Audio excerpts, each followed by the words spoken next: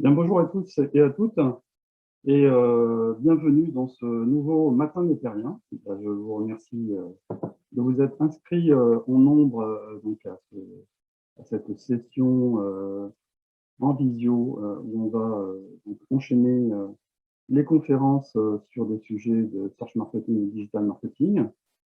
Alors donc aujourd'hui, on attend un invité, Xavier Tellier, qui est le directeur associé du groupe Perfecto, qui est une agence média spécialisée dans le domaine culturel, et qui interviendra dans une petite heure pour donc expliquer à quel point ça peut être une bonne idée pour avoir une meilleure visibilité, un meilleur référencement, de ne pas regarder que sa présence et sa visibilité textuelle.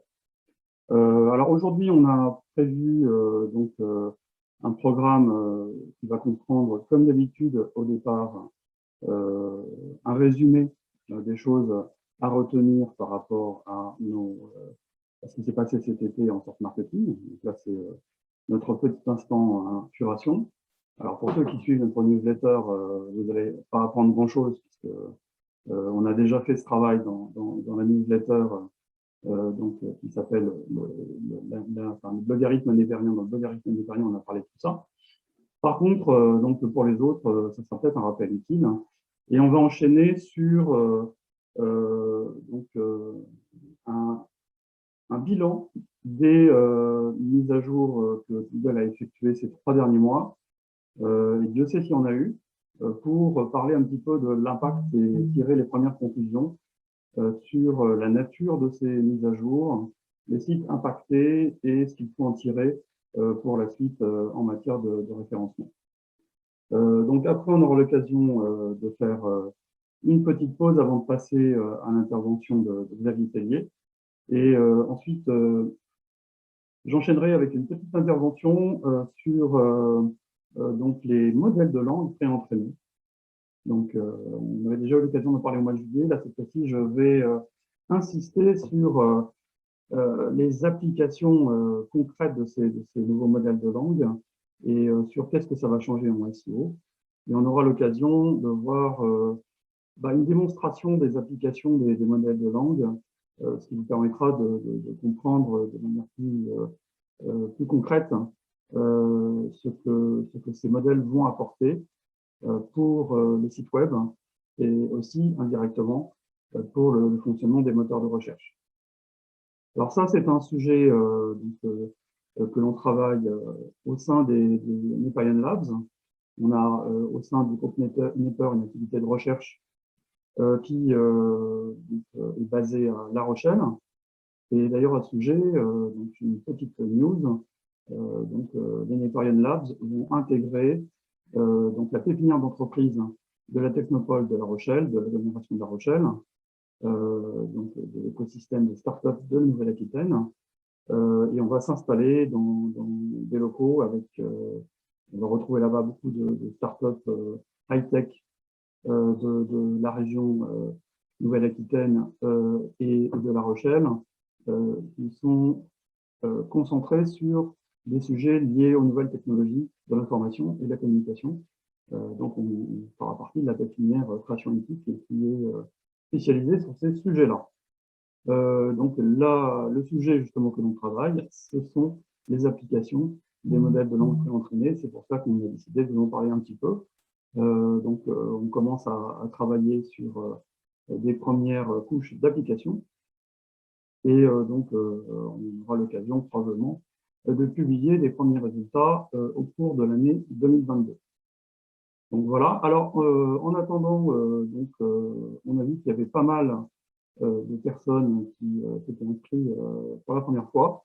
Du coup, je vous propose de découvrir un petit peu le groupe Neper par le biais d'une vidéo que l'on a montée pour expliquer donc en 2 minutes 30 ce qu'est Neper et ce qu'il fait au quotidien. Voilà, donc si on peut lancer la vidéo, ça sera parfait. Neper est une agence spécialisée en SEO et en search marketing. Vous souhaitez développer votre trafic en provenance des moteurs de recherche, accroître vos leads et vos ventes grâce au référencement naturel ou payant? L'agence Nepper vous aide à être plus visible dans les pages de résultats des moteurs. Quel que soit votre besoin en search marketing, Nepper vous propose des solutions adaptées. Audit, formation, création de contenu, accompagnement par nos consultants, en régie ou à distance. Travailler avec Nepper, c'est avoir l'assurance d'un accompagnement de haut niveau réalisé par des consultants seniors. Notre valeur ajoutée va au-delà de la simple expertise SEO. Notre savoir-faire, c'est aussi de vous aider à accompagner vos équipes marketing et techniques dans la mise en œuvre de nos recommandations. Nous disposons d'une forte expertise sur la plupart des CMS et plateformes e-commerce du marché, qui nous sert à vous apporter des solutions simples, même pour des environnements complexes. Nepper vous propose une approche pragmatique, rigoureuse et scientifique du SEO. Nous aimons estimer l'impact de ce que nous faisons, mesurer nos résultats. Nous réalisons dashboards et scorecards pour vous aider à suivre et piloter vos progrès en search marketing. Notre agence dispose d'une équipe de recherche, les Nepper Labs.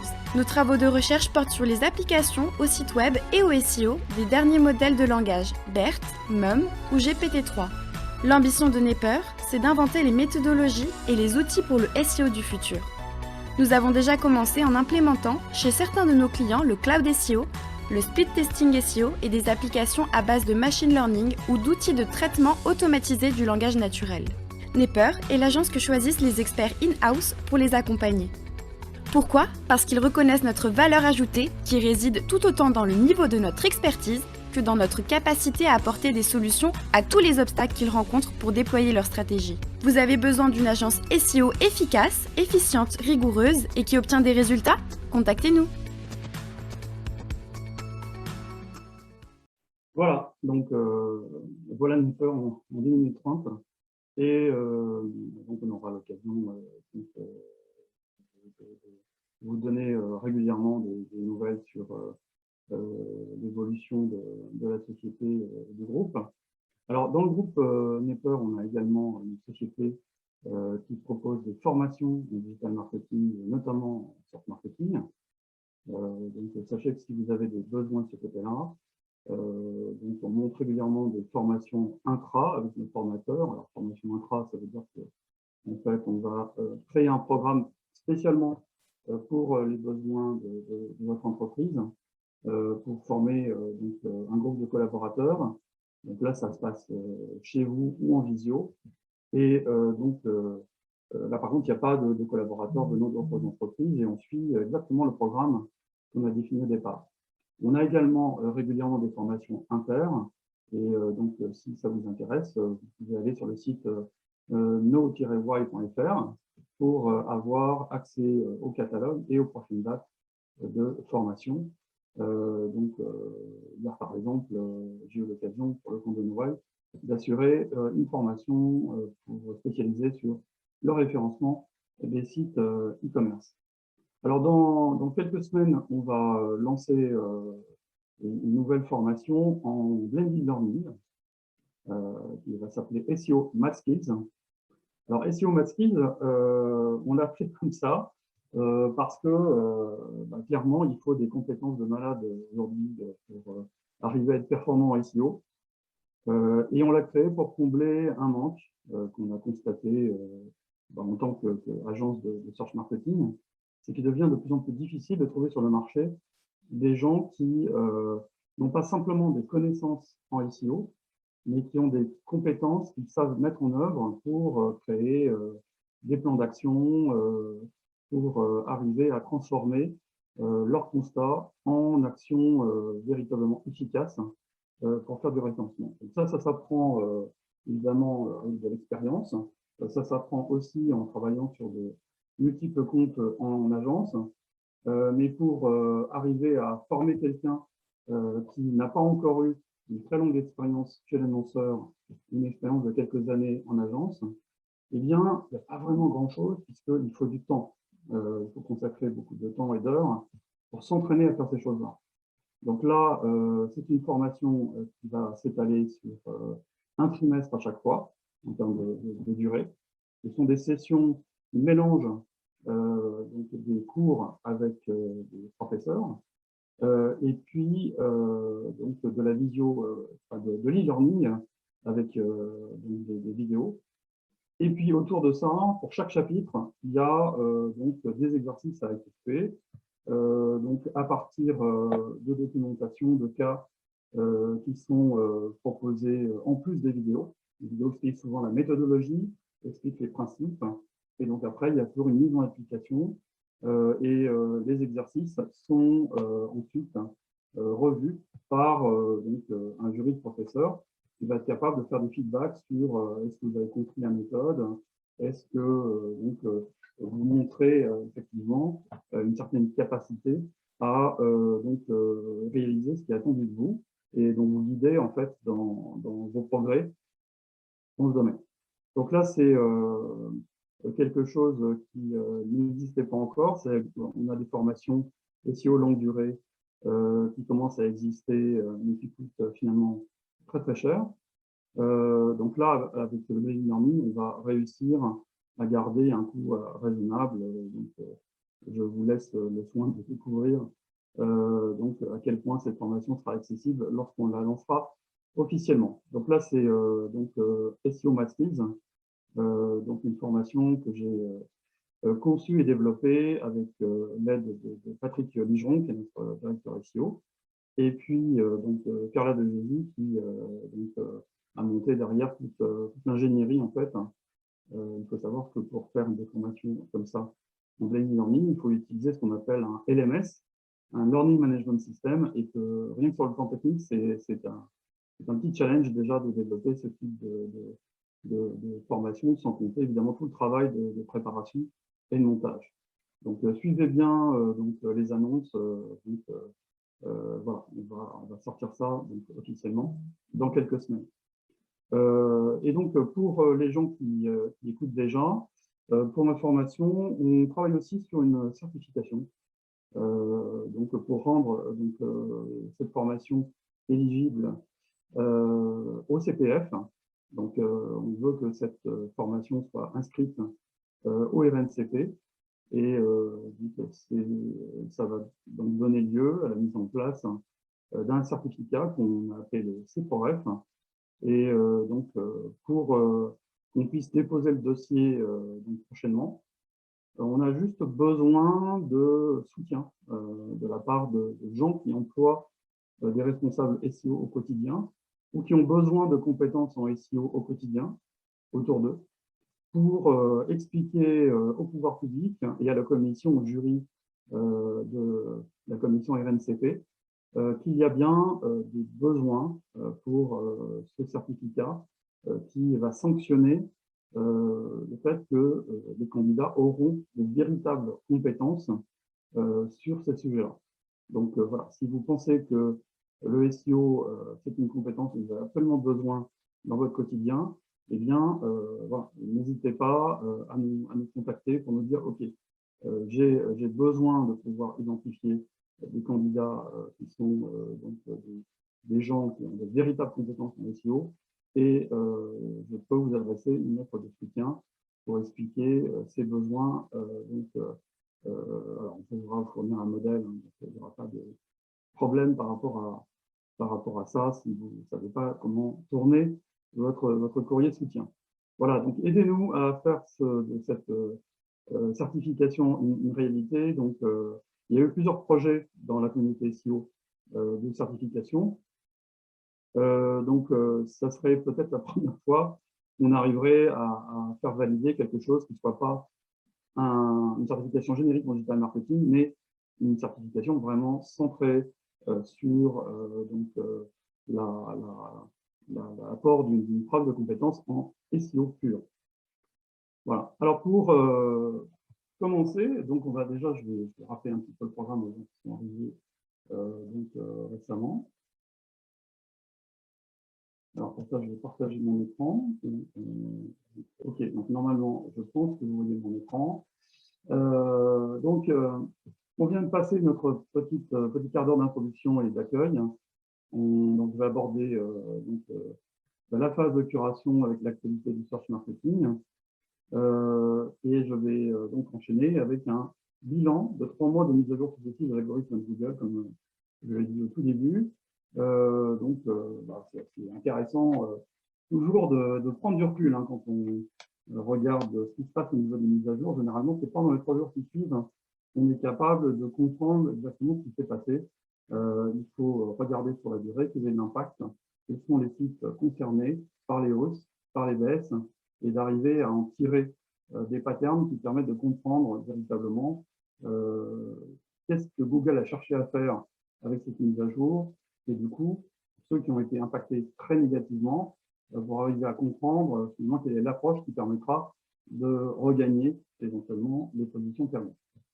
Donc à 11h15, on accueillera Xavier Tellier qui nous parlera de digital marketing multimodal. Alors un vaste, enfin un mot très pompeux pour dire simplement qu'on va parler de digital marketing à partir d'autres choses que des textes. Donc on va parler de création et de l'intérêt de création pour le digital marketing. Et donc à 11h45, bon, bah, je vous ferai un petit exposé sur les applications pour le SEO et pour le search marketing, des nouveaux modèles de langage.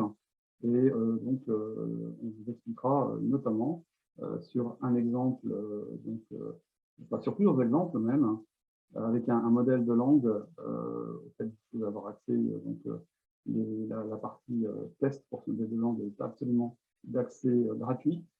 Vous pourrez tester donc, ce que c'est faire un modèle de langue préentraîné récent.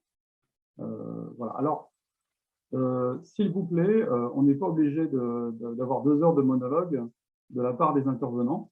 Donc, je vous demande, si vous avez des questions, de ne pas hésiter à les poser. Alors, par contre, en utilisant plutôt la fonctionnalité FAQ que la fonctionnalité discussion.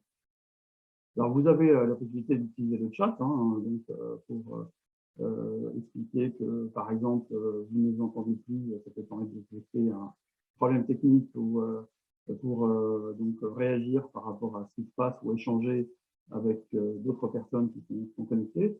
Mais par contre, donc, ce qui est intéressant de faire, c'est d'utiliser donc, la fonctionnalité Q&A pour poser les questions, parce que c'est plus facile à gérer pour les intervenants que d'avoir à retrouver les questions au milieu du chat. Donc, c'est fait pour ça. Si vous voulez intervenir à un moment donné, vous pouvez cliquer sur le bouton « Lever la main ». Et dans ce cas-là, il y a quelqu'un qui prendra contact avec vous pour savoir pourquoi est-ce que vous levez la main. Si c'est pour réagir, alors généralement, on préférera donc traiter les questions à la fin de la conférence. Mais si vous souhaitez intervenir pendant la conférence, donc ça sera l'occasion d'expliquer ce que vous voulez faire donc aux personnes qui m'aident à gérer ce webinaire. Voilà, alors commençons donc déjà par donc, notre petite phase de curation. Je vais passer rapidement sur la présentation. Et donc, faisons un petit point sur ce qui s'est passé cet été en matière de SEO et digital marketing et que l'on souhaitait vous résumer à l'occasion de ce webinaire. Alors, il y a eu énormément de mises à jour de Google. Je ne vais pas m'étendre dessus puisque je vais enchaîner derrière pour faire un bilan de tout ça. Donc, en ce qui concerne les core updates de juin, la page expérience update, la liste spam update, qu'est-ce que j'ai oublié, les spam updates donc du début du trimestre. Donc là, clairement, c'est quelque chose qu'on évoquera tout à l'heure. Par contre, les changements dans les pages de résultats de Google ne sont pas du tout terminés. La preuve, on vient d'avoir 2 mises à jour non confirmées. Alors, on ne sait pas très bien ce qui se passe en ce moment, mais les pages de résultats bougent beaucoup. Donc, les outils qui servent à mesurer la volatilité des résultats dans les pages de résultats, en ce moment, donc, montrent une très grande volatilité. Il y a eu apparemment quelque chose qui s'est passé aux alentours du 1er septembre. Ça s'est apparu dans tous les outils. Et par contre, on a eu également, dans certains outils, la détection d'un événement majeur donc autour du 4 septembre. Donc ça, c'est là, on était sur des niveaux de volatilité qui étaient équivalents à certaines core updates, donc c'est quand même pas négligeable. Et là, ces derniers jours, on a quand même connu une longue période avec une longue période avec des volatilités de pages de résultats. Ça s'est étalé sur 4 jours. Et donc, là, c'est quelque chose qu'il faudra analyser avec un petit peu de recul. Donc, on me demande déjà quel est l'impact de ces nouvelles mises à jour. C'est trop tôt pour en tirer des conclusions.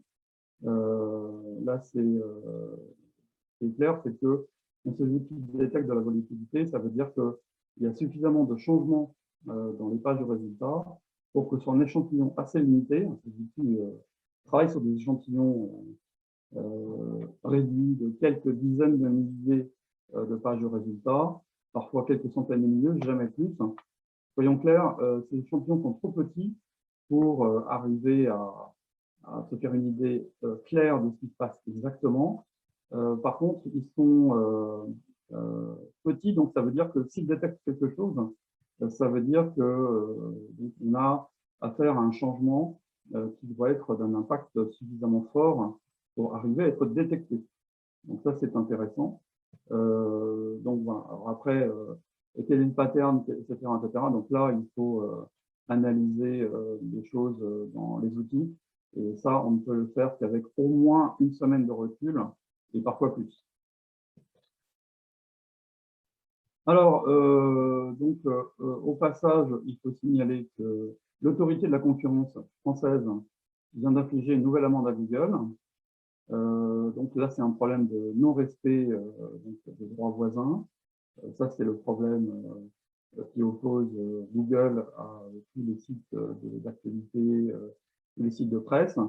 Il y a eu une période au cours des mois qui sont écoulés où les sites de presse pensaient qu'il allait peut-être y avoir un accord avec Google pour la rémunération de la reprise des contenus des sites de presse par Google.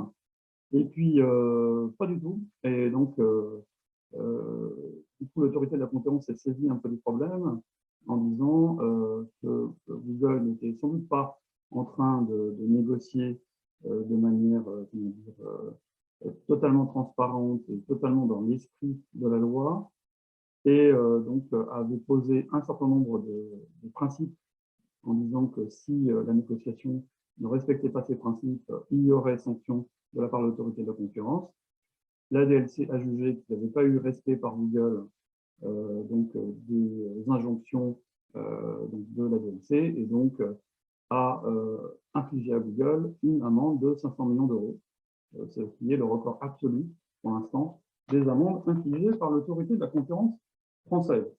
Alors, quand on ajoute à cette amende les amendes précédentes, plus les amendes des autres autorités de concurrence européennes, on commence à avoir des chiffres qui ne sont pas trop négligeables pour Google. Souvent, les gens, face à ces amendes, disent « ouais, mais ça représente une heure de revenus Google Ads ». Ok, je veux bien, mais là, multiplié par une dizaine d'autorités de la concurrence qui infligent régulièrement des amendes à Google, il y a des Anglais, par exemple, qui ont tapé très fort récemment. Et ça finit par faire des montants qui peuvent faire réfléchir la firme de Mountain View par rapport à ces pratiques.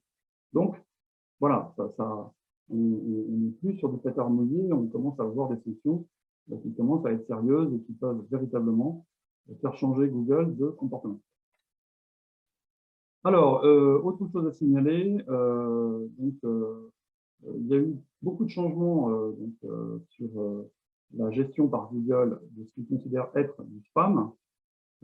Et notamment, Google a rappelé que pour lui, c'était absolument indispensable que les liens achetés soient annotés avec un rel égale nofollow pour vraiment déclarer que ces liens étaient des liens sponsorisés, manipulés, et que donc il ne fallait pas que Google en tienne compte.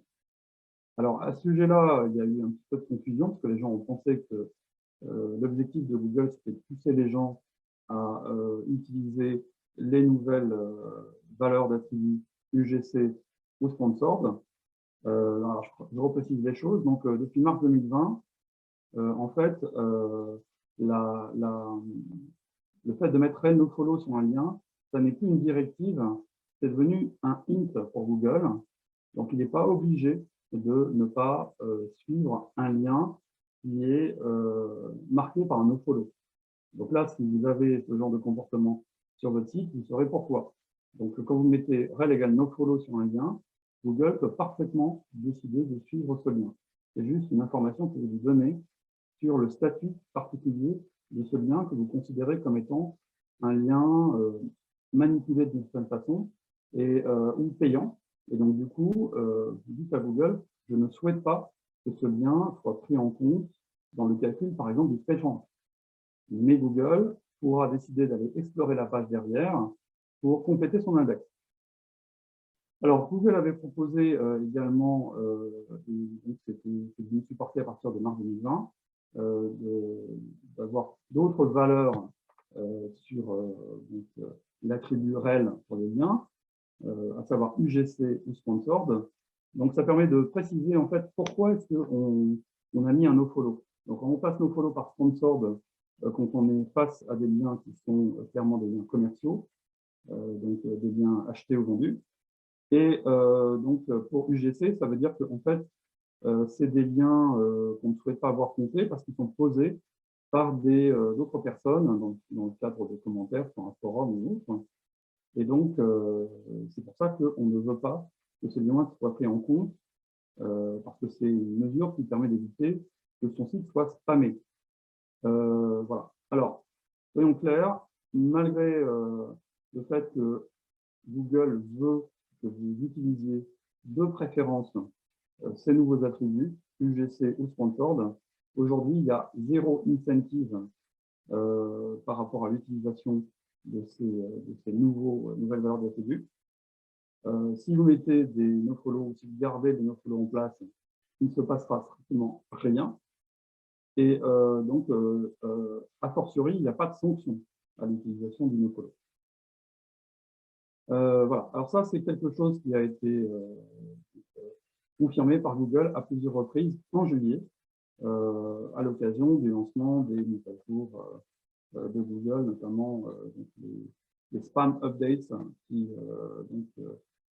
se sont déployés dans le courant de l'été. Alors, quelque chose d'intéressant, d'autant plus que ça a l'air de se déployer déjà sur tous les pays anglophones depuis hier, c'est l'apparition de la fonction About This aux US. Donc, c'est une information qu'on pourra retrouver sur le blog des auteurs. Google, en fait, a créé sur l'interface de Google aux US un lien qui permet, lorsqu'on clique, d'avoir accès à des informations sur le résultat. Ça permet donc de savoir qu'est-ce qui a déclenché l'apparition du résultat, notamment les termes de recherche qui sont présents dans le résultat en question, dans la page qui est remontée par l'algorithme de Google. Les termes associés également. Ça peut être intéressant également d'avoir l'information sur le fait que les termes sont présents dans des liens qui pointent vers le résultat. Des fois, on ne comprend pas pourquoi la page ressort, mais ça vient en fait des textes d'encre des liens qui pointent vers le résultat. La détection de la page, de la langue de la page est précisée ici. Alors, des fois, ça va permettre de se rendre compte qu'il y a un problème. C'est-à-dire qu'une page multilingue, par exemple, va être considérée comme une page dans une langue particulière. Évidemment, on n'est pas sans créer quelques effets de bord. Et l'aspect géolocalisation également. Donc là, pour l'instant, on a effectivement une série d'informations complémentaires qu'on n'avait pas avant. Alors, c'est disponible qu'en anglais aux US. Apparemment, ça a été déployé hier sur l'ensemble des résultats anglophones. En tout cas, ça a été détecté au UK et en Nouvelle-Zélande. Et ça a vocation à s'étendre à l'ensemble des versions pays à un horizon qu'on ne connaît pas. Donc, voilà. Alors, qu'est-ce que ça révolutionne? Pas grand-chose, mais c'est intéressant d'avoir une fonctionnalité qui permet justement de détecter certains fonctionnements particuliers de Google, notamment en termes de géolocalisation ou en termes d'apparition des termes de recherche. Alors, on me demande est-ce qu'il faut mettre un follow ou un nofollow quand on a de nombreux liens sur une page sous forme d'un annuaire? Alors déjà, soyons clairs, l'instruction follow ne sert à rien. Donc, c'est le défaut. Donc, c'est pire que tout. La valeur d'attribut do follow n'existe pas. J'ai quand même, il y a des fois j'hallucine, hein, j'ai vu sur des blogs d'agences de search marketing des gens qui expliquaient doctement que effectivement on pouvait utiliser l'attribut do follow. Bon, alors, heureusement ça ne casse rien, hein, mais cet attribut n'existe pas. Donc follow ou no follow, ça correspond enfin do follow et follow, c'est une valeur d'attribut qui est non prévue et donc ça ne sert à rien d'utiliser dans une base file. Alors, dans un annuaire, est-ce qu'il faut mettre tous les liens en nofollow? Alors, si c'est vous qui avez constitué l'annuaire, et si vous avez évidemment vocation à faire un lien vers les sites que vous avez référencés dans un annuaire, eh bien, tout dépend en fait de votre objectif. Si vous êtes au sein d'une communauté, que cet annuaire sert pour votre communauté, il y a de fortes chances que les sites vers lesquels vous faites un lien fassent également un lien vers des sites qui font des liens vers vous. Et donc là, on est sur un environnement dans lequel plus les gens font des liens entre eux, plus le PageRank de l'ensemble de la communauté augmente. Ah, donc dans ces cas-là, vous avez intérêt à faire des liens sortants. Si il n'y a pas de communauté autour de vous et que vous faites un paquet de liens pointant vers des sites qui ne font jamais de sites vers votre communauté, dans ce cas-là, il y a de fortes chances que votre service PageRank baisse. Donc là, c'est pour ça que la plupart des annuaires qui font des liens vers des sites web font des liens en nofollow. Voilà. Donc, quand ce sont des annuaires très spécialisés, souvent ils ne se posent pas la question, ils ne mettent pas de nofollow dessus, et en fait, ils ne s'en portent pas plus mal, parce qu'en réalité, le PageRank qu'ils transmettent, il est recyclé dans la communauté et leur est renvoyé. Voilà, c'est aussi simple que ça. Donc, tout dépend en fait de l'objectif de votre annuaire, la nature de votre annuaire et de ce qui environne l'annuaire. Alors, Google a fait quelque chose d'assez unique pour une fois. Ils ont, par le biais d'un ingénieur de Google, publié un article de blog pour expliquer quel serait l'aspect typique de telle ou telle cause de baisse de trafic. L'idée, c'était de dire, OK, donc en fait, si vous avez telle ou telle forme sur votre site de trafic, ça signifie que vous avez probablement telle explication derrière. Alors, l'ingénieur explique que grâce à la Search Console, grâce à Google Analytics, grâce à Google Trends, bien, vous allez pouvoir mieux détecter la source de la baisse de trafic. Alors, ça m'a inspiré un long article que vous pourrez aller voir sur le blog qui s'appelle le blog Eric Népérien chez nous, pour avoir cette fois-ci une version beaucoup plus détaillée pour vous expliquer comment est-ce qu'on raisonne, quelle est la méthodologie qu'on suit pour véritablement trouver l'origine des baisses de trafic. Et j'ai fait ça pour expliquer essentiellement trois choses. D'une part, le fait que pour y arriver, il faut faire attention à la qualité des données que l'on prend en compte. Ensuite, sur le fait qu'il faut, pour faire les analyses correctement, avoir à la fois des informations sur l'évolution de la visibilité et sur l'évolution du trafic SEO. Le problème de ce que propose l'ingénieur, c'est que souvent, la courbe de trafic SEO ne permet pas de bien comprendre ce qui se passe en matière de SEO. Donc, c'est un souci. Donc, on a besoin de la courbe de visibilité qui est fournie par des outils comme Searchmetrics, MySEO, Sistrix, donc Yuda, quelques fois outils que vous utilisez sera utile dans ces cas-là. Voilà. Et la troisième aspect, c'est d'être méthodique, mais vraiment méthodique. Donc, il faut vraiment faire extrêmement attention aux biais cognitifs, aux biais de raisonnement lorsqu'on fait ce genre d'analyse. Mon expérience, c'est que quand je vois des clients ou des consultants autour de moi faire ce genre d'analyse, souvent ils se font piéger par des biais extrêmement fréquents. Donc les biais de sélection, les biais de confirmation, le biais du survivant, etc., etc. Et que donc c'est intéressant de savoir que ça existe et pour s'en méfier lorsqu'on fait des raisonnements et en tirer des conclusions les plus justes possibles. Et en fait, on formule des hypothèses, on les invalide, c'est une approche un peu type méthode scientifique, mais au moins, à la fin, on a tiré les bonnes conclusions des observations. C'est pas si facile que ça, en tout cas, c'est moins facile que ce que montre l'article, mais je salue l'effort de cet ingénieur de Google qui a lancé cette initiative. Et c'est vraiment effectivement quelque chose déjà d'intéressant en soi d'essayer de faire passer au webmaster quelques messages sur voilà quelques courbes caractéristiques de baisse de trafic. Et quand vous avez ça, eh bien l'explication la plus plausible, c'est donc telle ou telle explication. C'est un effort pédagogique. On ne peut que saluer. Alors, le 17 août, Google, sans prévenir, a créé un petit émoi dans la communauté des référenceurs et chez les propriétaires de sites.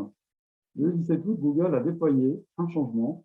Ils ont décidé de ne plus suivre majoritairement la règle qui avait été celle qui avait prévalu pendant des années pour l'écriture des titres de snippets.